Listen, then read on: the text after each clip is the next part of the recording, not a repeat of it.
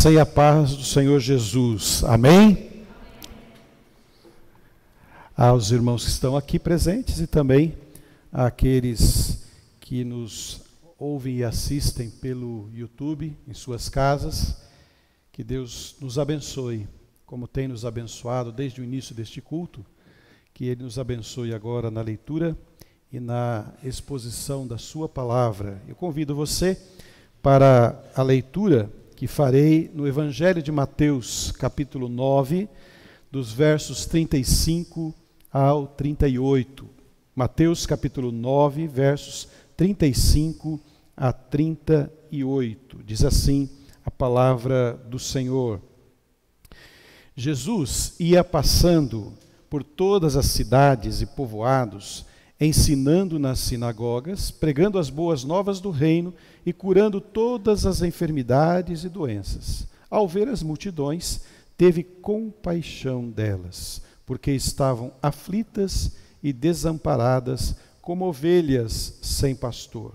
Então disse aos seus discípulos: a colheita é grande, mas os trabalhadores são poucos. Peçam, pois, ao Senhor da colheita que envie trabalhadores para a sua colheita. Deus acrescente bênçãos à leitura da sua palavra. Meus irmãos e irmãs, os anos de 2020 e 2021 foram marcados por uma crise de saúde mundial, afetando, em primeiro lugar, a saúde física, levando muitas pessoas à morte, como assistimos nesses últimos meses.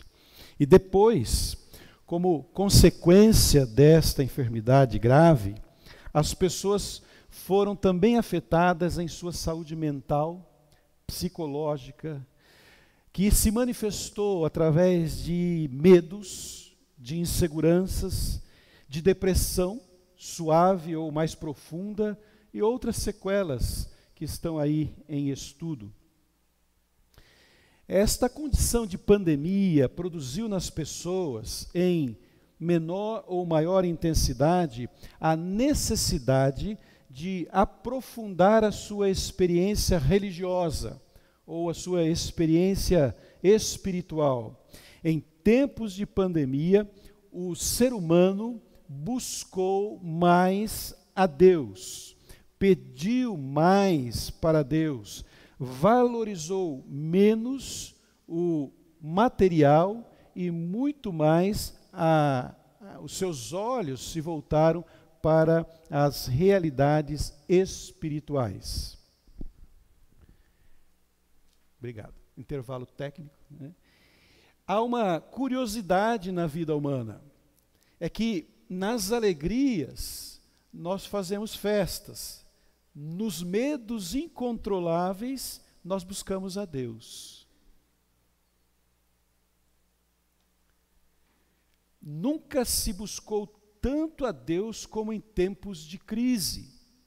Você pode observar em nossos grupos sociais quantos pedidos de oração nesses últimos meses foram feitos por pessoas contaminadas pelo Covid-19 em excesso.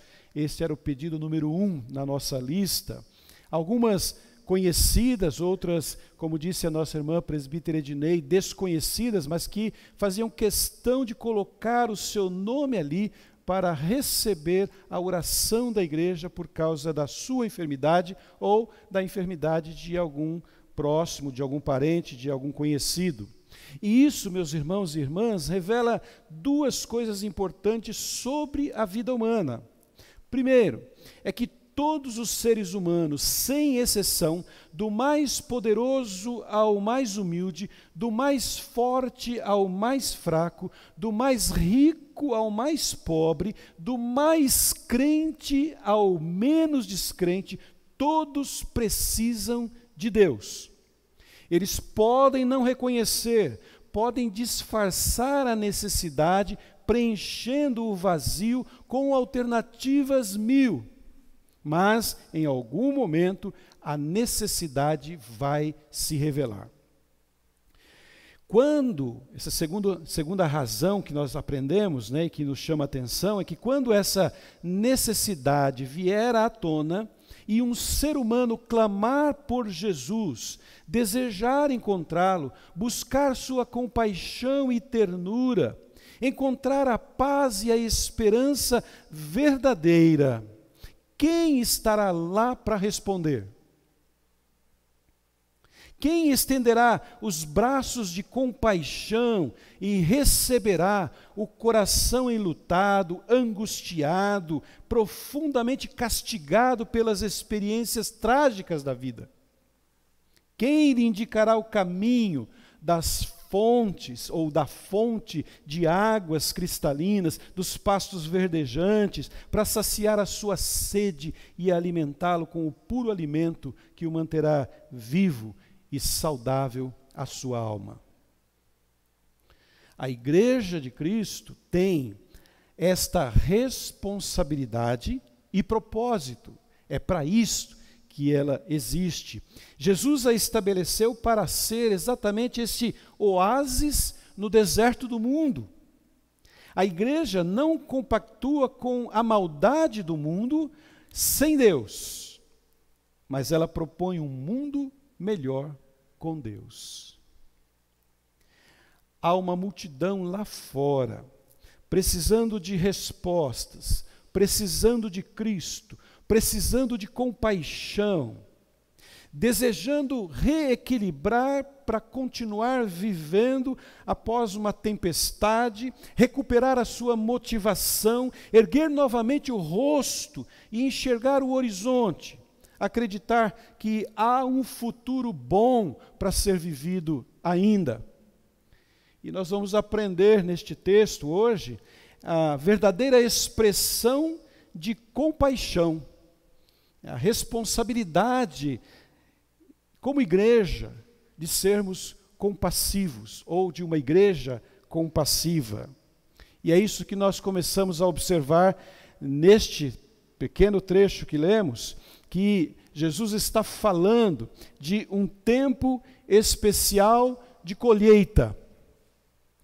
E eu oro a Deus para que Ele envie o seu Espírito sobre a sua igreja, para causar um grande mover em nossos corações, renovar as nossas almas e despertar em nós um desejo profundo e uma capacidade para testemunhar o Evangelho de Jesus e a sua compaixão pela vida humana. Claro que nós devemos reconhecer as nossas deficiências. Basta, de uma forma muito objetiva, fazermos uma avaliação nos últimos anos de quantas pessoas entraram pelas portas da igreja e foram alcançadas pelo nosso testemunho do Evangelho. E isso nos leva à constatação de que não temos alcançado vidas com o nosso testemunho ou com o testemunho da igreja. Muitas pessoas deveriam estar sendo salvas e recolhidas no corpo de Cristo. Mas isto não tem sido uma realidade. E será, meus irmãos e minhas irmãs, que todos nós juntos podemos desejar, se você pode desejar juntamente comigo, que este restante de ano, quando estamos voltando às atividades presenciais, e o próximo ano de 2022, será que nós podemos desejar isto, que Deus nos revista de poder para alcançar aqueles que vivem num mundo sem Cristo? Eu vou colocar, e já tenho colocado, este tema no centro das minhas orações. E convido você a fazer isso comigo. Que Deus envie o seu Espírito de uma forma especial sobre a IPI-BV, IPI de Bela Vista, para vivermos um novo tempo de colheita de agora em diante, nesses próximos meses em que vamos retomar as nossas atividades presenciais. O primeiro ponto que eu quero abordar com os irmãos deste tema e sobre este assunto é que Jesus detecta, naquele momento em que ele estava diante de grandes multidões, uma grande necessidade. Jesus observa um problema. Ele constatou que havia uma necessidade na população, na multidão que estava ao seu redor. Isso nós lemos no verso 36. As pessoas estavam privadas de algo que elas precisavam muito. E é isso que Jesus está chamando a atenção. As pessoas estão privadas de algo que elas precisam. Diz assim o verso 36. Ao ver as multidões, teve compaixão delas, porque estavam aflitas e desamparadas, como ovelhas sem pastor.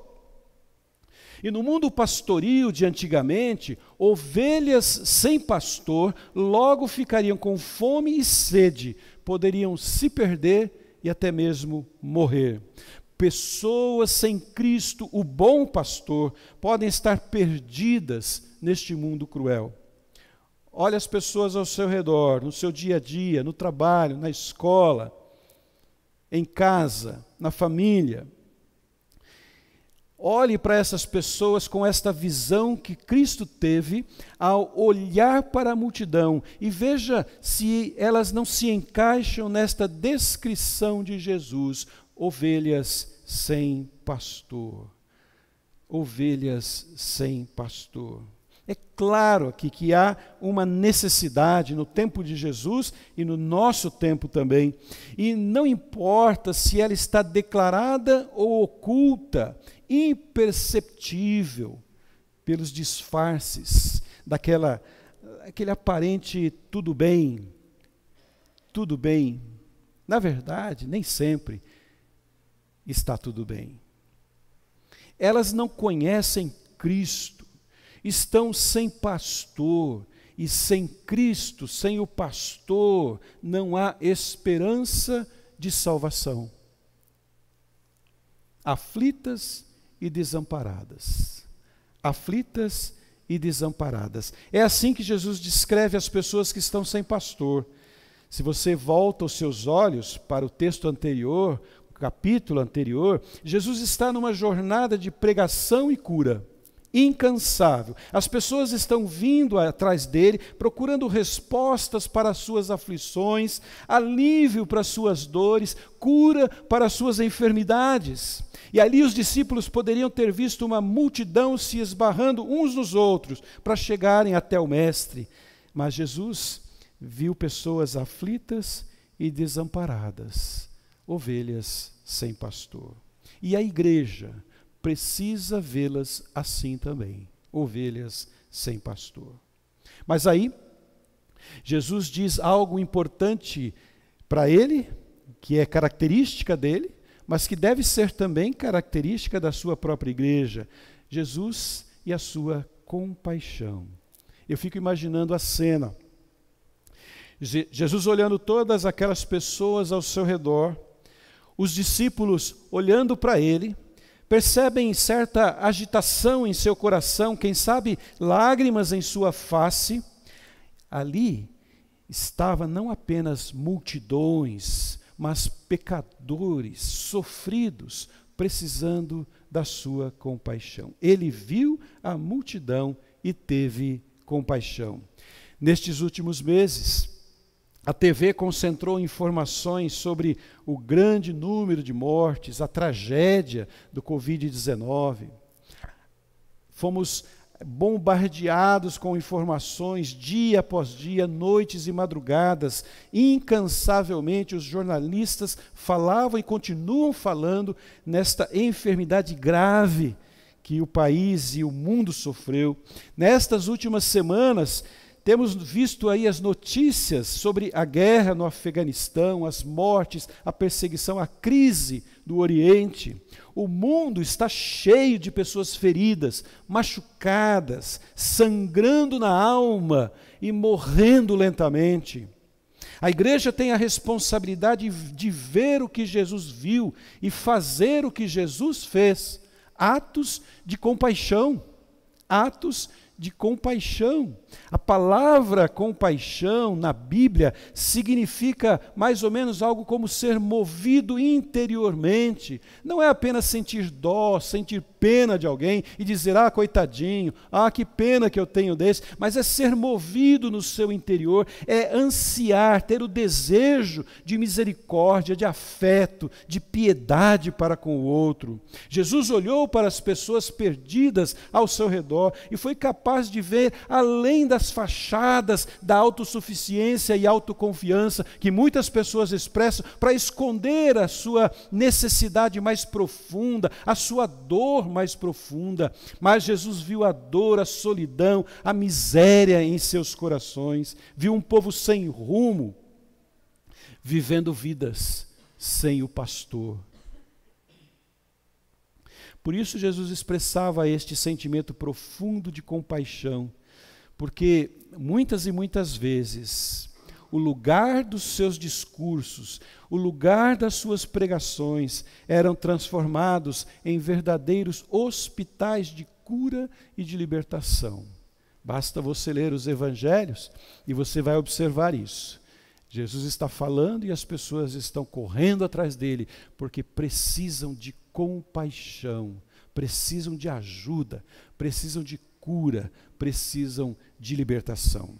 E ao andarmos pelas ruas nos dias de hoje, pelas ruas da cidade, não podemos deixar de perguntar se esta multidão que passa por nós, se cada um destes que passa por perto de nós conhece a Cristo, se está salvo, se encontrou a vida eterna, o perdão e a compaixão de Cristo. O grande pregador chamado Spurgeon, em um de seus sermões sobre a compaixão de Cristo, afirmou que se nós cristãos andamos por esta metrópole e não sentimos a alma pronta para estourar em dor e compaixão, seria uma vergonha para nós. Palavras do pregador Spurgeon. Jesus viu o problema, mas ele também apresentou a oportunidade para as pessoas e para a sua igreja, para os seus discípulos na época. Jesus observou a necessidade de uma multidão, ovelhas sem pastor, expressou a sua compaixão por esta multidão sofrida e desamparada, mas revelou uma grande oportunidade de colheita para os discípulos, para a sua igreja. No verso 37, ele disse aos seus discípulos, a colheita é grande. Imagine Jesus diante de uma grande multidão, diz o texto, multidões. Certamente haviam muitas pessoas ao redor. Jesus olha para toda aquela multidão, vindas de todas as partes da cidade, atrás dele, por uma resposta, por uma cura, por algo que eles precisavam. E Jesus diz para os discípulos, vejam, a colheita é grande. Uma observação importante, interessante neste texto, é que Jesus está usando metáfora, né? Metáfora de ovelhas sem pastor, mas agora ele muda a metáfora no verso 37. Primeiro ele fala de pastor e ovelhas, ovelhas sem pastor. Agora ele muda para colheita. É como se Jesus dissesse que a multidão não apenas se parece com ovelhas sem pastor, o que é ruim, mas ela está ali como um grande potencial de colheita, o que é bom. Ovelha sem pastor é ruim. Eu não estou falando de pastor nós, pastores humanos. Pastor Cristo, grande pastor. É dele que nós precisamos, é dele que esta multidão precisa. Então isso é ruim, ovelha sem pastor. Mas há um lado positivo e bom para a igreja, para os discípulos na ocasião. E Jesus disse, mas o lado bom é que há uma grande colheita para ser feita. Isto é boa notícia para vocês, para a igreja de Cristo. E nós cristãos, como comunidade de amor e compaixão por vidas que estão se perdendo, nós perguntamos, será que veremos um tempo de grande colheita na igreja de Cristo? Quando? Em que momento isto acontecerá? Há uma data prevista, previsível, para que esta grande colheita aconteça? Jesus não marca data, Ele não estabelece prazo, Ele não dá as condições, item por item, para você construir uma estratégia, a não ser a oração, como Ele menciona logo a seguir, orem ao Senhor, ao dono da colheita. Mas Ele simplesmente diz, aí está a colheita, e ela é grande. E o que devemos fazer, então, a partir deste momento? Como isso pode acontecer a partir da nossa fragilidade humana, das nossas falhas, como igreja imperfeita? E eu diria para você, meu irmão e minha irmã, que isto pode e vai acontecer. Isto pode e vai acontecer, mas não por nossa possibilidade como pessoas ou como igreja, não pelas nossas características positivas como pessoa ou como igreja, não pela nossa formação cristã como pessoa ou como igreja. Pode e vai acontecer pelo poder do Espírito Santo que está presente na igreja. Quando Jesus ensinava sobre aquelas dificuldades de um rico entrar no céu, os discípulos perguntaram, então quem é que pode ser salvo, Senhor? E ele diz, o que é impossível aos homens é possível a Deus. Se você acha que a igreja, por causa de suas falhas, seus defeitos, nós cristãos, por causa das nossas falhas, das nossas incompetências humanas, não somos capazes de fazer isso, não somos mesmo, mas pela obra, pelo poder, pela graça e pela misericórdia de Deus, isto pode acontecer na vida da igreja. Nós esperamos esta colheita, que é impossível aos homens, mas possível pela capacitação e ação do Espírito de Deus. Nós queremos presenciar o novo nascimento, revoluções nas almas das ovelhas sem pastor, sem esperança, sem Cristo. Trigo pronto para ser colhido e trazido para os celeiros de Deus. Há pessoas perdidas ao nosso redor, prontas para serem salvas, se alguém lhes falar sobre Jesus. A colheita é abundante em todo o mundo, essa é a boa notícia, mas a colheita precisa de trabalhadores, e essa é a má notícia, que Jesus se refere logo a seguir. A colheita é grande, mas os trabalhadores são poucos.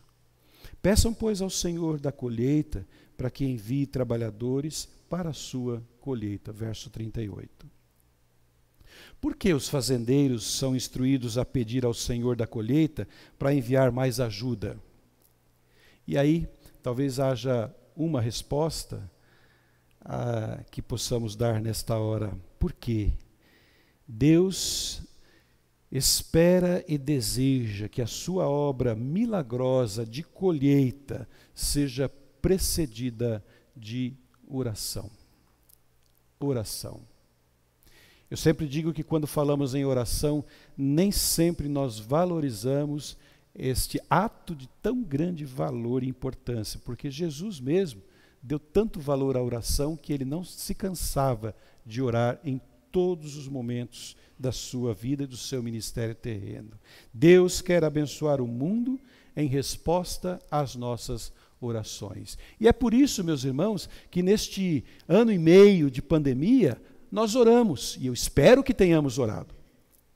Todas as vezes que alguém colocava no nosso grupo social, orem por tal pessoa que está enferma, que está em coma, que está no hospital, que está entubado, que está assim, que está com problema de saúde, a igreja era convidada e convocada a orar.